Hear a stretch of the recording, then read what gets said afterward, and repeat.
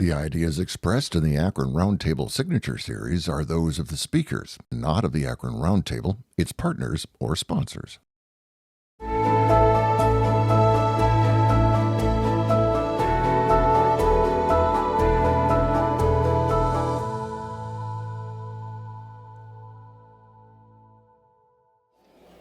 All right, good people. Now we will begin our program for today. My name is Curtis Minter Jr., and I have the privilege to serve as president of Akron Roundtable Board of Directors. The Roundtable welcomes you to the Great Quaker Station in the heart of downtown Akron, where we host our signature luncheons each month. There has been so much work, so much hard work put forth by the board, our staff, the volunteers and speakers to bring this year into fruition. And I'd be remiss if we did not take a moment to celebrate those who do the day-to-day to ensure beautiful events like these come into full fruition. And so if all the staff and board members would take a stand just for a few moments and be celebrated with an applause.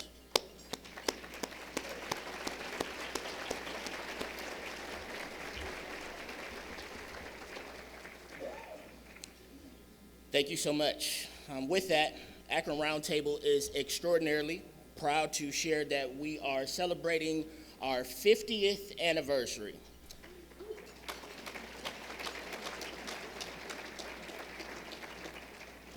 It is certainly an exciting time, and it is a milestone that offers us a meaningful moment to honor our history, reflect on our achievements, and look ahead to the next chapter of our work.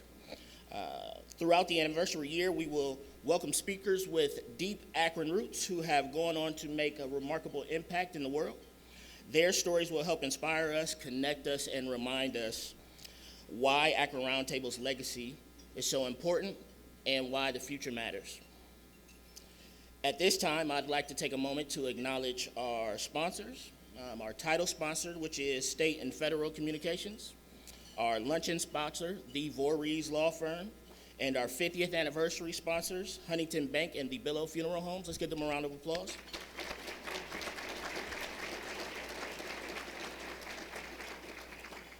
You may also notice that the room looks a bit different today.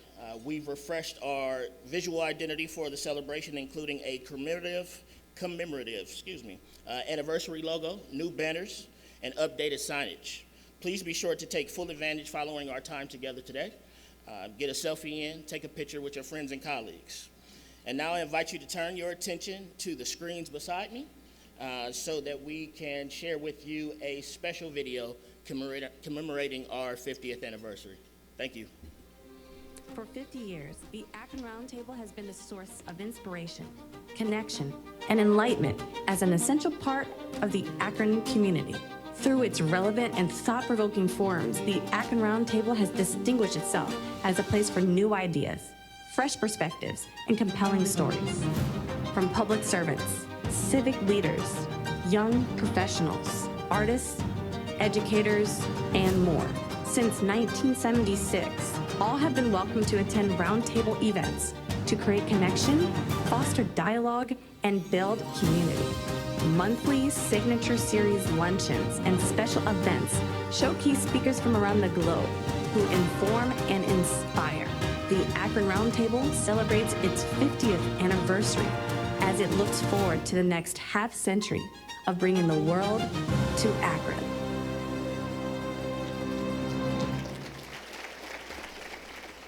Special thanks to past board member Ed Markey and videographer Gabriel Delgado. Let's give them a round of applause.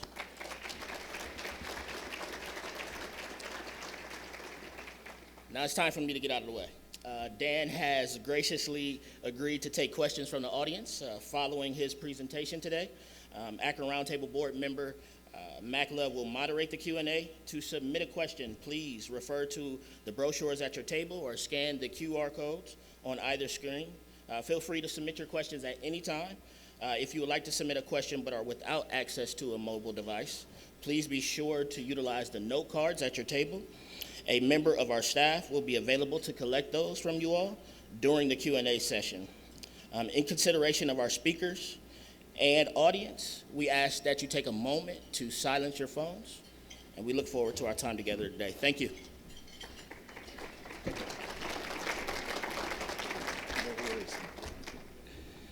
Thank you, Curtis. My name is Brett Trier. I'm the board chair of the Ohio and Erie Canalway Coalition, and I am thrilled to be here today to introduce the first speaker of your 50th year of the Akron Roundtable. It's just a fantastic experience for everybody, I'm sure. It's been my privilege to have worked with Dan Rice since joining the Ohio and Erie Canalway Board in 2006, just 2 years before one of his seminal accomplishments, the restoration and relocation of the Richard Howe House. And Dan, we really should talk about those term limits. Much of what the OECC has accomplished under Dan's leadership for over 3 decades, I believe, is the result primarily of 2 hallmark traits. And no, they're not his laugh, and they're not his phrase, to be perfectly transparent, because we've heard that a few times. No, it's his work ethic and his integrity. James Brown may have been the hardest working man in show business, but Mr. Rice is the hardest working man in the nonprofit world. I think achieving a better work-life balance has been one of his CEO goals every year since I've been on the board. Right, Nancy? But seriously, he has been indefatigable in the pursuit of the missions of the Ohio and Erie Canalway and our National Heritage Area. And throughout that pursuit, Dan has maintained the highest level of integrity. His word is his bond. Our partners have learned early on that when Dan makes a commitment on behalf of the OECC, they could count on it. The benefits from that level of credibility and trust are simply immeasurable. I believe that the combined power of these 2 hallmark traits help drive the legacy that Dan leaves, leading the OECC in creating these critical spaces for all of our communities to enjoy for many lifetimes to come. For Dan's leadership in this legacy, we're all ever grateful, and I'm sure you're looking forward to hearing more about those spaces today. So with that, Mr. Rice, please join us.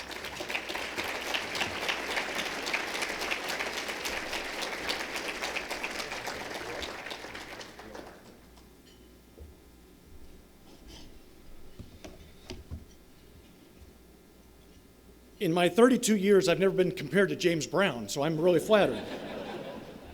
I want to thank Brett for that very kind and generous introduction. I also want to thank the Akron Roundtable and their board of directors for the invitation to speak today and serve as your opening speaker for the 50th anniversary. I am truly deeply honored and humbled by this opportunity. There is a direct connection between the Akron Roundtable and the Ohio and Erie Canal and Towpath Trail, because they both sit at the intersection of our past, present, and our future. It was 200 years ago when Captain Richard Howe, whose building that we restored that Brett referred to, engineered the Ohio and Erie Canal and the Summit Lake, which led to the founding of Akron, Summit County, and the current Ohio and Erie Canalway and Towpath Trail. 2026 also marks the 30th anniversary of the passage of the congressional legislation designating the Ohio and Erie Canalway. Over the past 32 years, I've had the privilege of working alongside thousands of passionate and dedicated residents, donors, elected officials, government agencies, and public-private partners who are committed to the development of this regional project. I'm especially grateful to our key partners in Cuyahoga County Canalway Partners, as well as Cuyahoga Valley National Park. Here comes that phrase. In the interest of complete transparency, if I come across as preachy at times, it's because as the great-grandson of a Baptist minister, I come by this naturally. It's in my DNA. It is very humbling to work on the Ohio and Erie Canalway and the Towpath Trail, and it is the honor of my professional career to have walked this path through the ups and downs with all of you. A transportation system that was built over 200 years ago by hand is still here with us today and enjoyed by over 2.5 million hikers and bicyclists.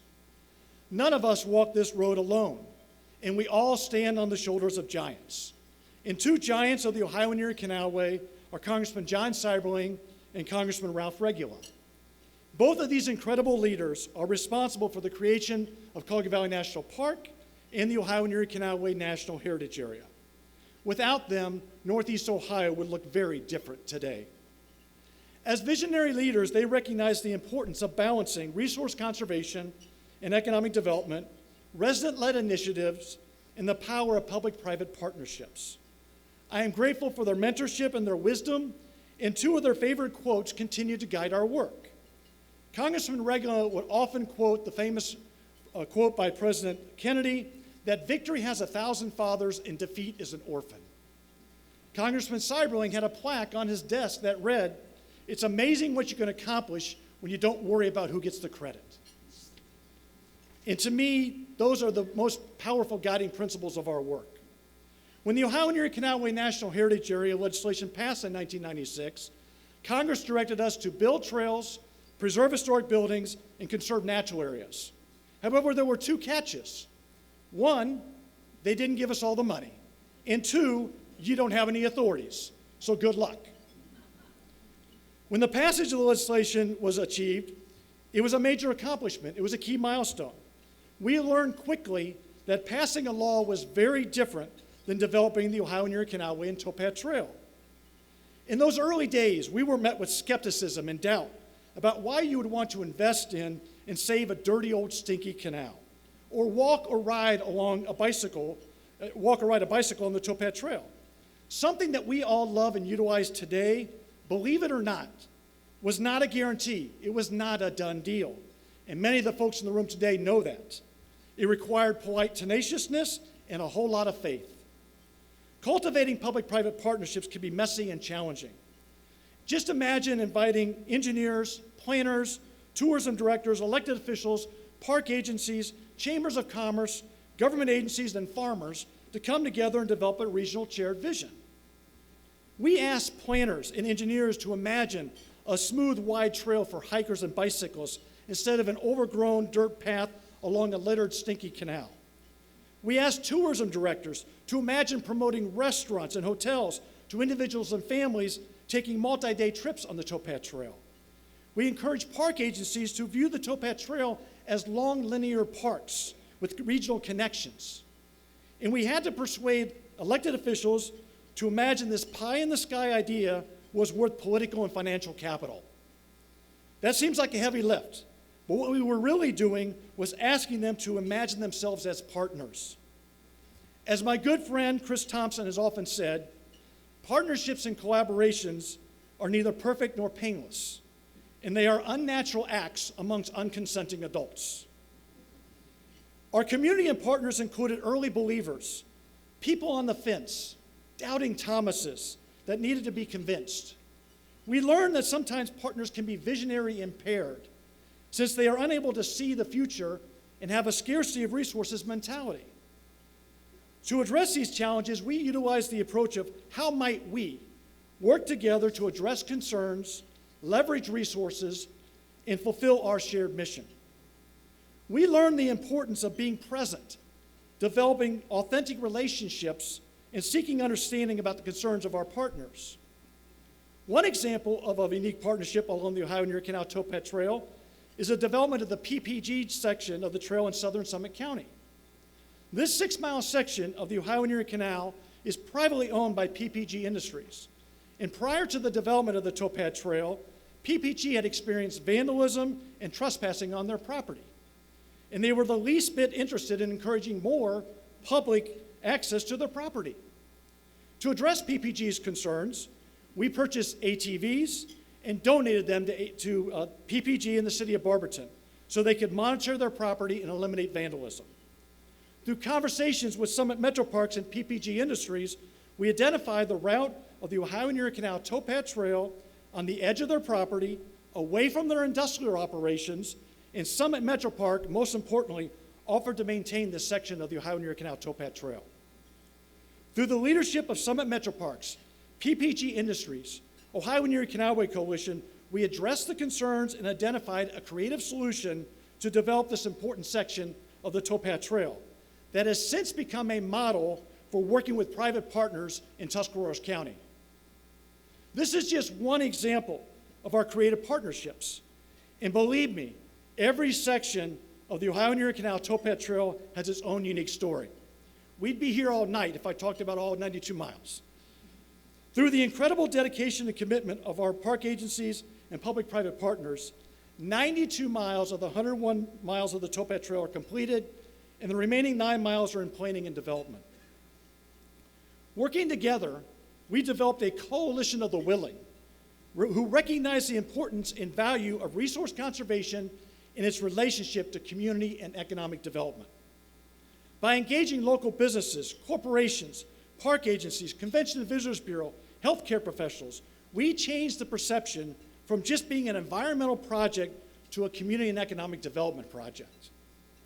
Gaining the support of companies like Goodyear, Huntington, PNC, First Energy, Akron Children's Hospital, Enbridge, and Cleveland Clinic Akron General, just to name a few, marked another key milestone in the development of the Ohio and Erie Canalway and Towpath Trail. By incorporating our mission of resource conservation, parks, and trails into their everyday way of doing business, we successfully positioned the Ohio and Erie Canalway and the Towpath Trail as a catalyst for regional, community, and economic development. Public-private partnerships are the foundation of our work, and we cannot fulfill our mission without the active engagement, investment, and support of our partners, residents, corporate members, and donors. One of the most important lessons that we have learned is that the Ohio and Erie Canalway and Towpath Trail are more than just a trail for recreation. It is truly a catalyst for regional thinking and community and economic development that generates annually $408 million in economic impact, supports 4,200 jobs, and generates $34 million in tax revenue. And most importantly, it is a transportation corridor with regional connections that is a refuge for our health and wellness. Over the past 10 years, due to the polarization in our society and the impacts of COVID, our shared work is now more relevant and more important than ever before. When the world shut down in 2020 and nobody could go to the movies, concerts, sporting events, or even church, where did we go? We went to our parks, trails, and public spaces for physical and emotional relief as well as mental healing. This experience affirmed our belief that parks, trails, and public spaces are truly essential services, just like water, sewer, and public safety. And we believe that everyone deserves high-quality, designed, accessible, equitable, and welcoming parks, trails, and public spaces, regardless of their race, gender, education, income, and experience.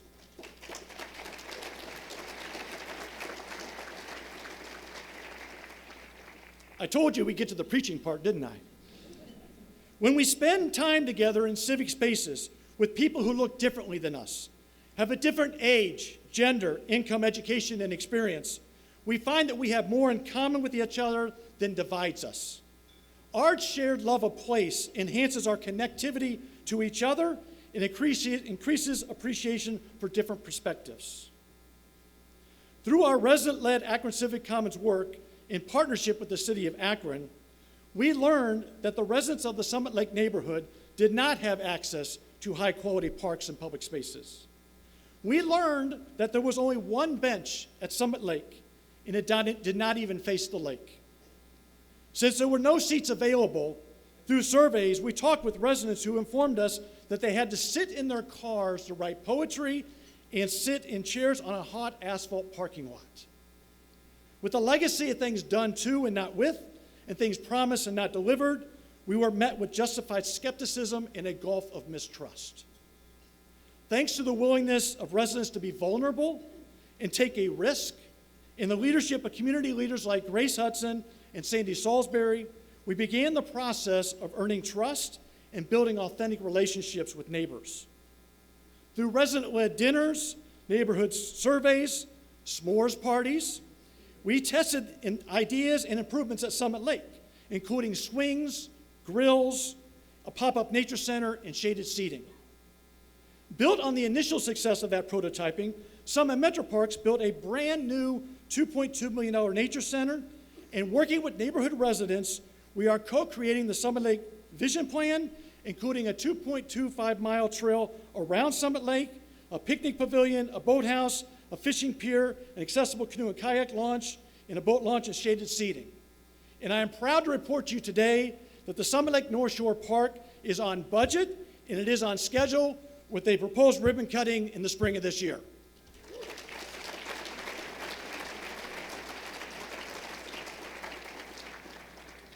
Akron citizens have taught all of us, including me, about the importance of earning trust, honoring commitments, and delivering results, and showing that your words match your deeds. As I previously stated, we do not walk this road alone, and we do it with grace and humility. I want to recognize and express my gratitude to my mentors, partners, donors, and colleagues who made my career possible. Special thanks to our board of directors, our team members, and all of our volunteers for their tremendous commitment and support. And I'm especially grateful to my family, my lovely wife Nancy and our daughter Rachel for their unconditional love and support. I could not do my job without them, and so I'm so grateful to my family and all my partners, so thank you.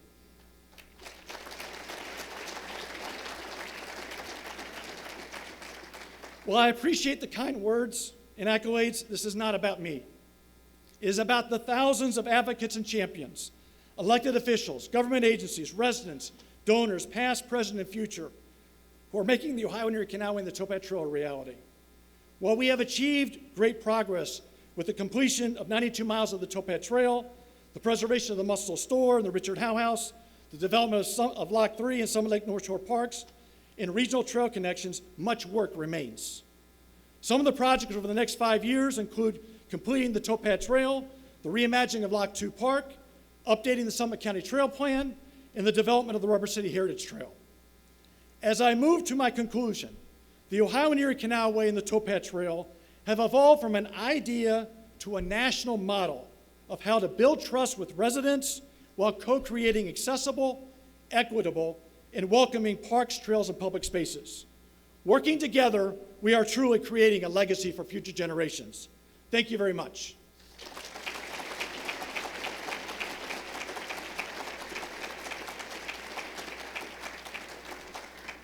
At this time, I have the honor and privilege of inviting Bridget Marquis, who is the National Director of the Reimagine the Civic Commons Initiative. This is an initiative that has been conducted over the past 12 years. Bridget has coordinated 10 cities across the country. Akron was incredibly blessed and fortunate to be one of those cities selected, really through the persistence and leadership of Kyle Kudichieff with the Knight Foundation. And so we're just humbled and honored that Bridget is here with us today. And so she, over the past 12 years, she has personally championed Akron and challenged us to aspire higher. So quite honestly, any success we've had in Akron is really due a lot to Bridget's leadership. So Bridget, welcome to the table here.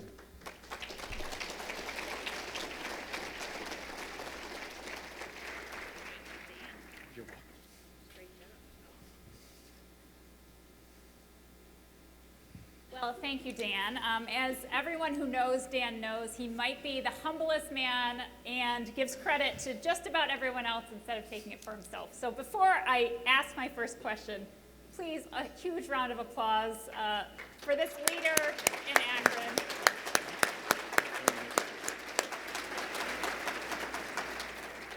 So Dan, you talked about this in your remarks, but I would love to just dig in. You're a true visionary leader. When most people saw an old, dirty canal, you saw a potential regional asset. And now you're 90% complete on that, a 101-mile trail. It serves more than 2.5 million visitors each year. Similarly, when many Akronites saw Summit Lake as a liability, right?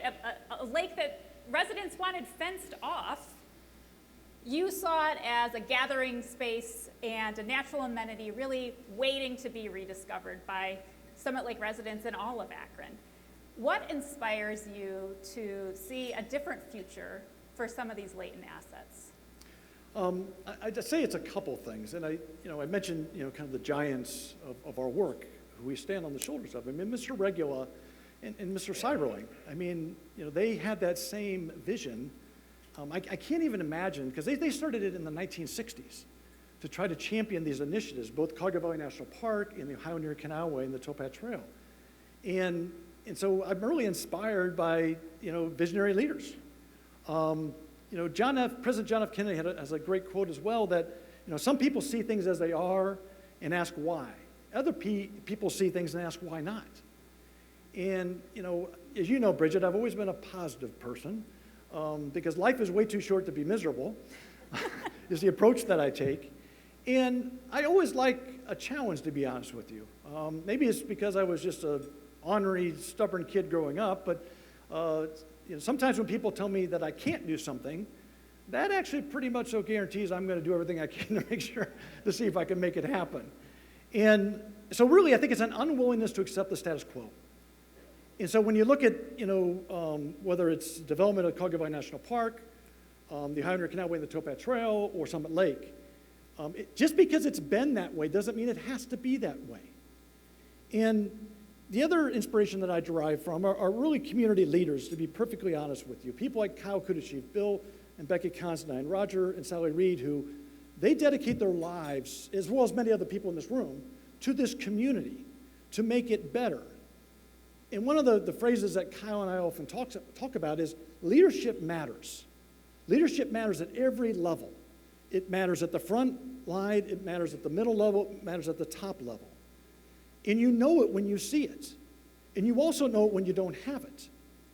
And so, for all those reasons combined, when you have visionary leaders who provide you inspiration and are committed to doing better in this community, it really is, to me, an obligation to step up. And then lastly, I would say the residents. The residents really inspired us. I mean, early on, and Grace Hudson sitting over here, she could tell the story probably better than I can, but I remember when we first started having conversations with neighborhood residents, in the first reaction, when we asked what they'd like to see at Summit Lake or why would you want to come there, the first response was, as you well know, was just put a fence around the lake. Because they were literally afraid, because they couldn't see where the water began and the land ended. They were afraid their kids were going to drown. Very legitimate concern. And so we kind of checked ourselves. We could have immediately kind of jumped in and said, well, we should do this, but the residents led the way. And I know, Grace, you were there, and the residents were the ones that said, no, we need to create some shaded seating. We need to put some picnic benches. We need to put some grills there. The phrase we heard was, we just want a place to sit, talk, and have a grill. And thanks to Lisa King, Summit Metro Parks. I mean, it is not about me. I'll be clear about this. But Lisa came forward and helped to install those early activations. And it was a game changer. It really, so I think residents were really, surprised. And lastly, I would share with you that there's a great book, my team members know this, by Secretary of State Colin Powell. It's called Lessons I Learned in Life and Leadership. And he had 13 rules on his desk. He kept them everywhere he went. I've copied those same rules because they're really great rules. One of them I really love a lot is a positive attitude is a force multiplier. And the other phrase he used was, always show more kindness than seems necessary because the other person needs it more than you ever know. And I thought those are really two good quotes. Well, you are definitely a force multiplier, Dan Rice. I run this national network with 11 cities across the country, and when we onboard new cities, I often describe Dan as the ultimate collaborator, right? I mean, you heard him list the millions of people in this room and beyond that he has worked with over his career to get things done. Can you talk about sort of how have you moved people to come alongside you in this visionary work? And also importantly, what strategies have you used to overcome those who will simply never be moved? We all know those people exist in every community, right? How do you get over that? How do you move them, or at least move around them? Correct. So we employ a tactic, as I mentioned in my remarks, that phrase of how might we? And again, we learned this through Reimagine Civic Commons. And what I love about that phrase, how might we, is it's very aspirational and it's very invitational. And it implies we're doing this together. It's not one agency doing this. And it changes the way organizations work, and a huge compliment to the City of Akron, all of our funders, all of our partners, because they've actually incorporated these values in the way they do business. And so I think that's the challenge. How might we reimagine a public space where people feel welcome and there are things to do there that they would like to do there? But then you also mentioned, concerns about just people who are opposed or not on board yet, the doubting Thomases, the phrase I used earlier. And probably the poster child for that really was the Summit Lake Trail that was developed. Many of you folks were part of that process. It was a concept that the residents asked for on both sides of the lake, but we did receive opposition. And I kind of put it into 3 different buckets of opposition. Brett referred to my lovely wife, Nancy, as I did as well. The first bucket is some people just don't like change. Ask Nancy if she moved something at home. All of a sudden, I don't like it because it's change. I mean, so by human nature, we just don't like change. And then secondarily, on the west side of Summit Lake, there were no sidewalks. So there was a perception of, well, this is kind of an extension of my property, the edge of the lake. And then to be perfectly transparent with you, we definitely encountered racial bias, where some folks just actually made statements that we don't want those people on our side of the lake. And that's hurtful, and it's wrong. And when those things are said, we need to correct them. And so we had to very politely say, first of all, it's not your lake. It's the city of Akron's lake. It's everybody's lake. Everybody deserves it. And so how might we, test this idea? And we learned this from Detroit, as you well know. Our colleagues in Detroit have this great phrase to test ideas light, quick. They use the word cheap. We don't like cheap, so we use inexpensive. So test ideas light, cheap, inexpensive. And so as many of you folks know, we tested the Summit Lake Trail for 2 years because people were concerned that there'd be vandalism, there'd be theft, and after 2 years, none of those things happened. So prototyping is a very, very powerful tool. And then the other thing we've learned is some people's reality is a perception, but it is their reality. And so we need to recognize that and show them a different reality. Not all people using trails are bad people. Many of you folks here are trail users, I suspect. And so it's just trying to show them a different world. And we will make every attempt to do that. Take them and have them talk to other adjacent property owners where there's existing trails. Show them other examples, but then sometimes they're just not willing to be moved. And I accept that. But if a coalition of the willing, and we as a community have identified this as a priority, then we need to move forward. But I never give up on folks like that, because they always try to meet them where they are. I think that's important. Always the optimist. Try. I want to talk about trust for a moment. So Dan brought this up in his remarks, but the trend lines on trust across the country are quite dismal. Yet, here in Akron, Civic Commons work is really bucking this trend, right? So residents, we did metrics work and did a lot of surveying work. Residents of all 3 neighborhoods of focus, downtown, Ohio and Erie Canal Park, and Summit Lake, saw trust in local institutions increase across all 3 geographies. In fact, this figure nearly doubled among Summit Lake residents. So how, right? What's your secret in a moment where trust is literally on the decline just about everywhere in this country? What's your secret for building trust through these efforts? What's your process? How does that work for you? And what might others learn from that? I think it just starts with the conversation, sitting down and truly seeking understanding while listening, being present. There's another great phrase, as many of you folks know, I love my quotes. One of my favorite quotes is, there's a reason why God gave you 2 ears and 1 mouth. You're supposed to listen twice as much as you talk. And so we really try to apply that principle and meet people where they are. And because there clearly have been valid examples of where there's been a legacy of things done to people and not with them. And what I have found in those circumstances, I wasn't there for when it happened, but I have to show empathy.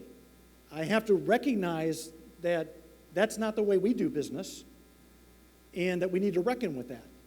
And then, to be perfectly honest with you, the next step then is the question, and I actually did it last night at a meeting where we had a trail meeting, when this woman was sharing with me, the things that had basically created mistrust for her. I said, you're right. It shouldn't be done that way. Now, my next question to you, ma'am, is, are you willing to try one more time? Are you willing to be vulnerable? Are you willing to work with us and hold me accountable, hold us accountable, to make sure that our words match our deeds? And it's a stretch, and that's why, as I've continued to say, it's the residents who deserve the credit, because they chose to be vulnerable. They could have easily said, forget it. Here comes another white, middle-aged, privileged male. I've heard it all before. You know, we don't need to be hurt again. I get it. But for residents to be vulnerable, to me, that's the ballgame. It really is. And then, how might we work together? It's no different than our relationships with our family members, with our coworkers. It's being transparent. It's being present, and really trying to understand. And then, can we work this together? I think you nailed it, Bridget. In our society today, we're way too quick to respond to what somebody says, as opposed to really listen to what they say. And I'm probably just as guilty of that as well. And it's something, we're all works in progress. We just need to keep working at it. Yeah, I really appreciate the sort of deep listening and then validation as being step one of trust building, right? And we can do things together and kind of reframing. Well, because the other thing I'd add to that is, and again, it's something Grace Hudson and St. Salisbury has always talked about. And early on in our Reimagine Civic Commons work, because there are 4 values with Reimagine Civic Commons: building relationships, socioeconomic mixing, environmental sustainability, and value creation. And early on, there was a lot of encouragement to build something, to do something, to do a project. And we were really trying to build trust, and it just takes time. And I remember asking you, which is more important? Is it building the relationship or getting the project done? And to your credit, you said it's getting the relationship. And that's when we learned that projects move at the speed of trust.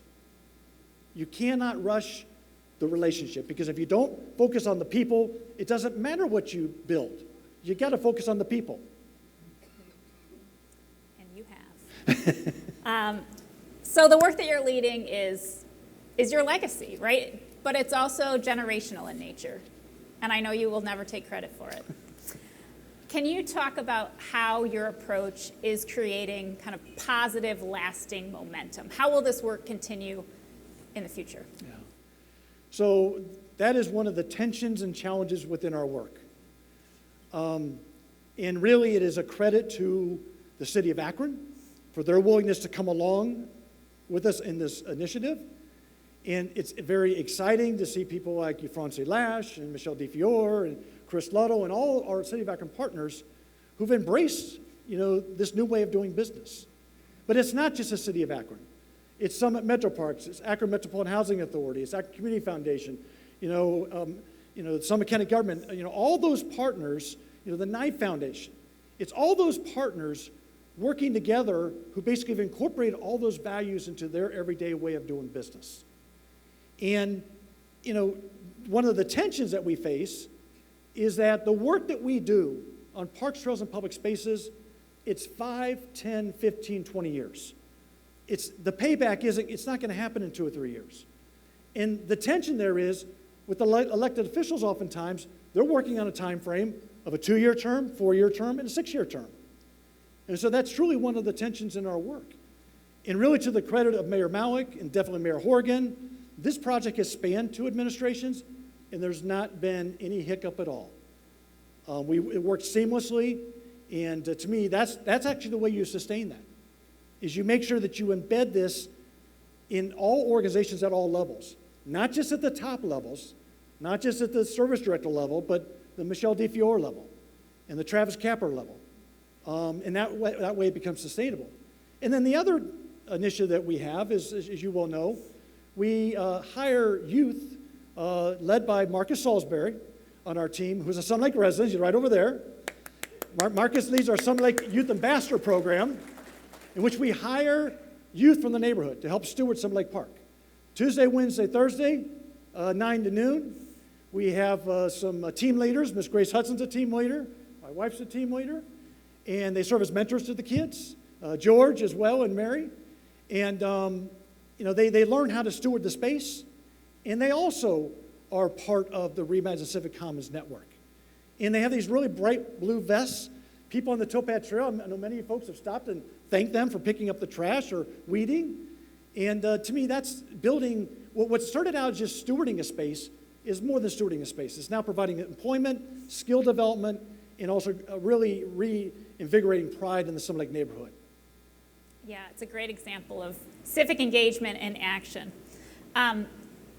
What keeps you up at night? What are your big concerns in this moment? Yeah. Really sustaining the work and making sure that people commit to it 100% and are responsible for it. Oftentimes people think that money is the issue. Money is not the issue. I've said this for 32 years, and I'm retiring later this year, and I'm going to go out on a high note because in 32 years, I've never seen a project fail because of lack of money. Never. Zero. Bad at 1,000. It's about the vision. And sometimes partners have a scarcity of mentality approach where I literally had a partner tell me once, I can't afford to partner. And my response was, you can't afford not to partner because you don't have enough resources. Yeah. And so how do we still maintain that coalition? How do we continue to leverage resources at the local, private, state, and federal level? And then also, how do we really start to build an attitude of an abundance of resources as opposed to a scarcity of resources? Because the money is always out there. I've had many elected officials tell me, oh, well, the money's not there. And I understand. There are constraints, absolutely. But there's also choices we make. Do we want to have clean water, safe streets, water and sewer? And I happen to believe, and I know I'm biased, but parks, trails, and public spaces are just as important as those things. It's about priorities. Absolutely. So we have time for about one more question before we take questions from all of you. You're retiring later this year after 32 years of service through this organization.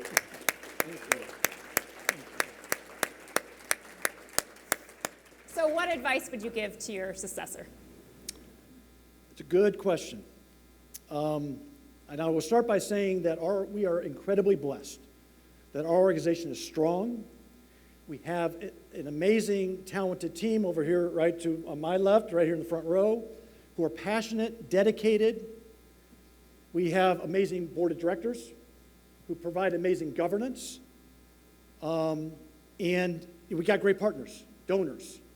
So it's not broken.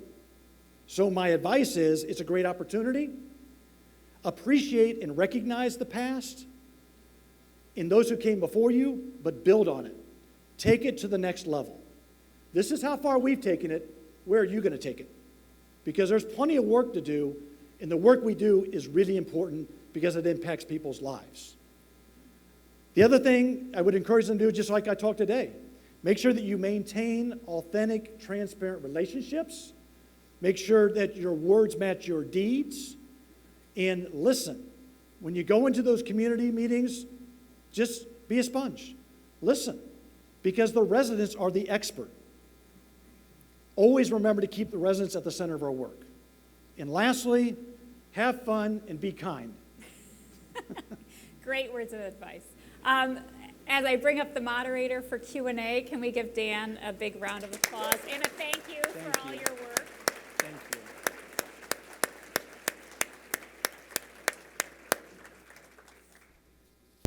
Dan, Brittany, thank you so much for this wonderful conversation. I can't think of a better way to kick off our 50th anniversary year. We've received several questions, actually many questions in here from everyone, so I'll try to cover them as best I can. First, I would like to ask, if you could draw a line on a map of our region to represent a new multi-purpose trail, where would you put it? Where would you like to see the next meaningful connection? I love that question because it's actually already underway. It's called the Industrial Heartland Trail. That would actually, if we would continue south of Tuscarawas County, and Roger Reed and Al Farron and Marianne, they know this project well, head to the east, head to Pittsburgh, Once we get to Pittsburgh, we get to Washington, D.C., and now we've connected within the Great Allegheny Passage.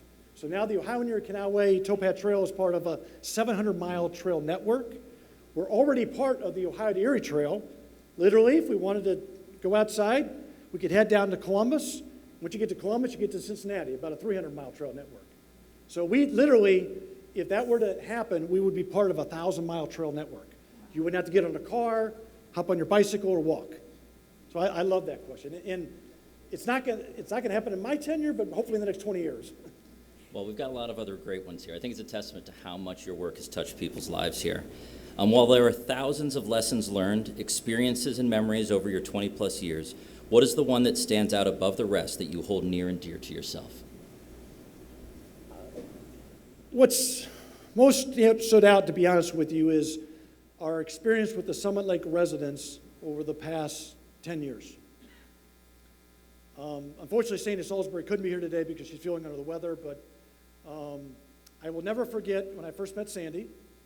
It didn't turn out well for me, I'll be honest with you, because I made the statement of how we went out and talked with neighbors, and she reminded me that I didn't come to her house.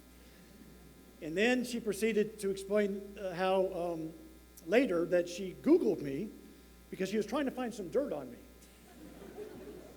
To which I said, Sandy, I'm sorry you wasted your time because I'm really not that interesting. But this work changes you. And for Sandy Salisbury, Grace Hudson, and all the Summit Lake residents, Tom Ginter, everybody, Joe Tucker, Lisa Nunn, for them to choose to be vulnerable and choose to willing to go on this journey with us, that's the ball game. And so I've gotten to know Sandy and her family, Marcus, and it just means the world to me. We have family picnics together now. We've mourned together, losing family members. And it touches you. And I've never had that opportunity before, and I'm just very grateful for it. And so I think that's probably the most memorable moment. But there is one other memorable moment, too, that is somewhat ironic. So we were having a meeting along the Ohio and Erie Canal Towpath Trail in one of the neighborhoods. And we were talking about, asking them what they'd like to see from a public space activation. And there was one gentleman who kept getting up and interrupting, and he was pretty adamant. I mean, Grace remembers the story I'm going to tell here. And so Grace Hudson was there, Sandy Salisbury was there, Shirley Finney was there. And so after about 20 minutes of this, my mama bears, as I will call them, finally turned to this gentleman and said, "Will you please sit down and let this gentleman talk?" And to me, that was a moment, because we had developed a relationship and trust where, they were invested. They were just as invested as everybody else was. And that gentleman ended up leaving the meeting, actually, unfortunately. But, Can't win them all. And he can't win them all, no. But the fact that the Grace and Sandy and Miss Finney came immediately, that really meant a lot to me, and it still does to this day. So what specifically is on the top of your wish list for the city of Akron or Summit County for the next 15 years?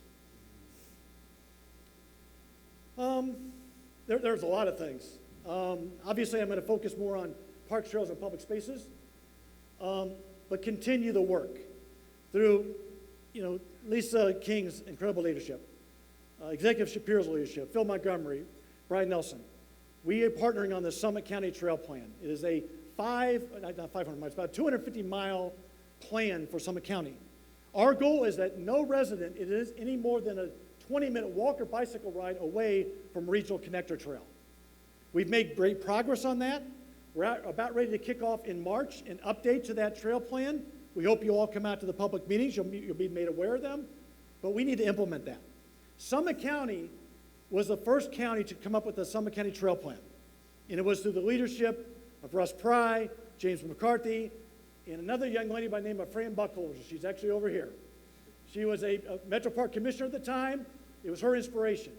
So we need to implement that Summit County Trail Plan. We also have other park projects, other park initiatives throughout the county. We're working with the city of Akron on Lock 2 Park. We have much, much more work to do. We also need to come together to develop strategies to help maintain and steward them as well. We have endowments set up, but we need to do more. So what type of strategies can we come up with to help maintain these so they look just as beautiful 20 years from now as they do today? I think you've spoken to this a little bit, but given that next year is the 2027 bicentennial of the Akron-Cleveland portion of the canal, what can we do to help support it and also to just share the story of this success?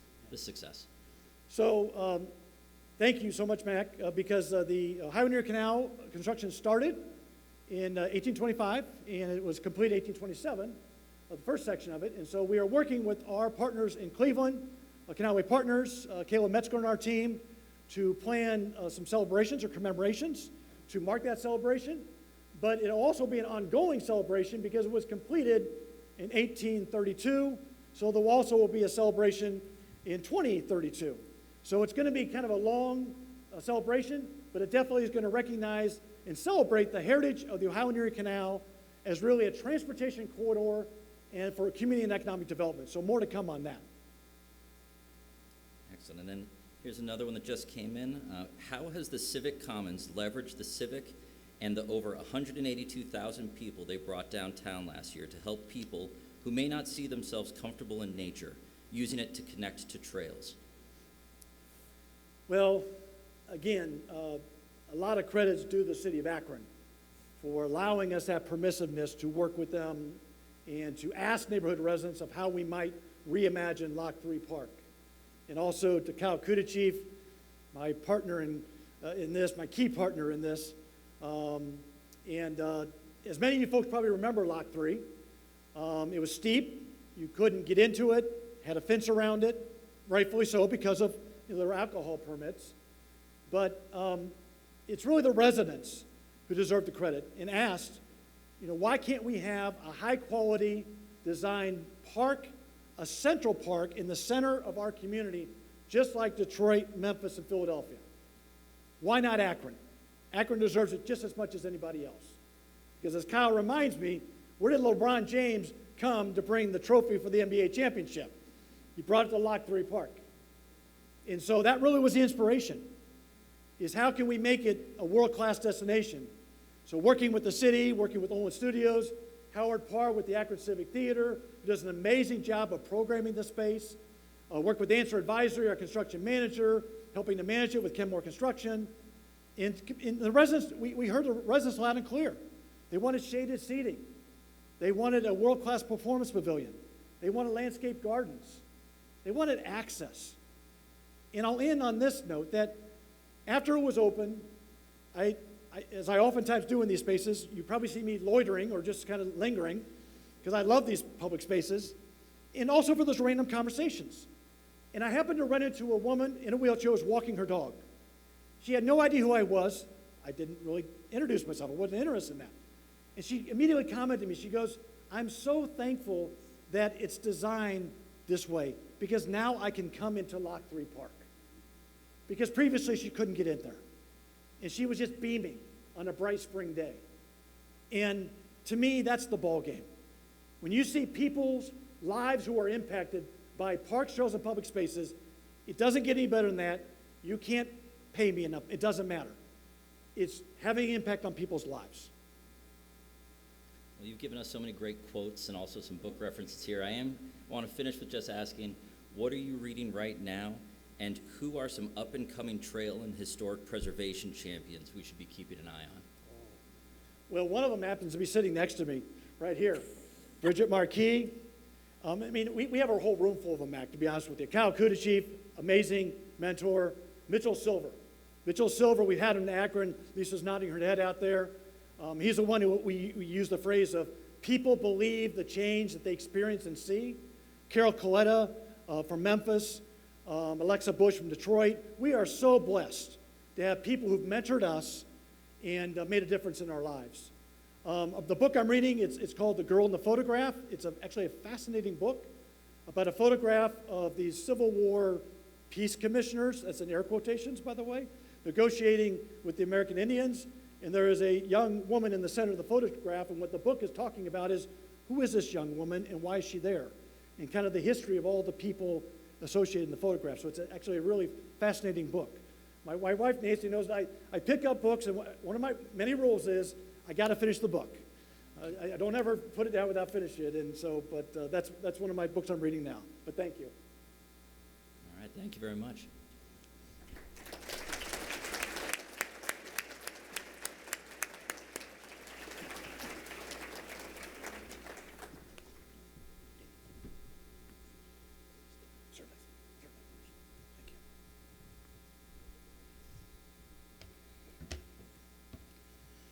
Dan's lasting impact and legacy is well represented in this room.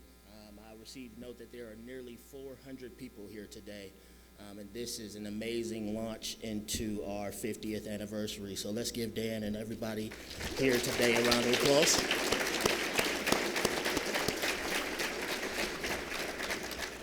At this time, I'd like to invite Angie Silva to the podium to present our signature contemplative son, along with a new special anniversary son that all of our speakers will receive this year. And so appreciate you so much, and thank you again, Dan Rice.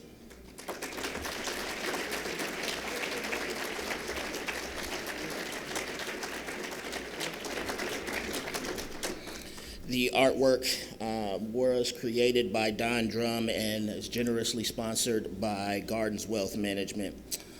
With that, it nearly brings our program to a close, but we are extraordinarily proud that all of our speakers this year either grew up in the area or spent a significant part of their life here. This has been a production of Akron Roundtable, PBS Western Reserve, the University of Akron, and IdeaStream Public Media.